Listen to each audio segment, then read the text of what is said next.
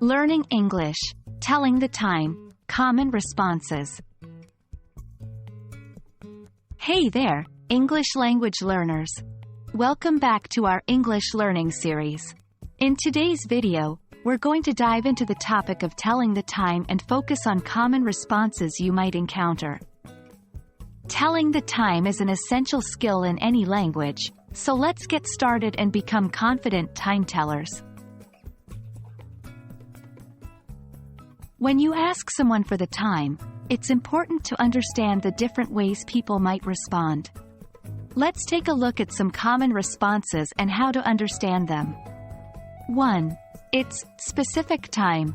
This is a straightforward response where the person tells you the exact time. For example, if someone says, "It's 2:30, it means the time is exactly 2:30. 2. It's around general time. This response indicates an approximation of the time. For instance, if someone says, "It's around 3 o'clock, it means the time is approximately 3 o'clock, give or take a few minutes." 3. It's a quarter past to hour. This response uses the terms quarter past or quarter to indicate the time. For example, if someone says, "It's a quarter past 5, it means it's 15 minutes past 5 o'clock. Similarly, "It's a quarter to 6 inches" means it's 15 minutes before 6 o'clock. 4. It's almost hour. This response implies that the time is approaching the next hour but is not quite there yet. For instance, if someone says, "It's almost 7 o'clock, it means it's nearly 7 o'clock but not quite." Now that we know how to understand common responses, let's focus on some expressions you can use when telling the time yourself. These phrases will help you communicate the time accurately and confidently. 1. It's specific time.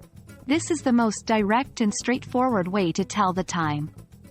For example, if it's 10:45, you can say, "It's 10:45. 2. It's about general time. If you're giving an approximation, you can use the phrase about to indicate that the time is not exact. For instance, if it's around 3:30, you can say, "It's about 3:30. 3. It's a little past to hour. When the time is just a few minutes past or before the hour, you can use the phrase a little past or a little to. For example, if it's 8:05, you can say, "It's a little past 8. Similarly, if it's 9:50, you can say, "It's a little to 10. 4. It's almost hour.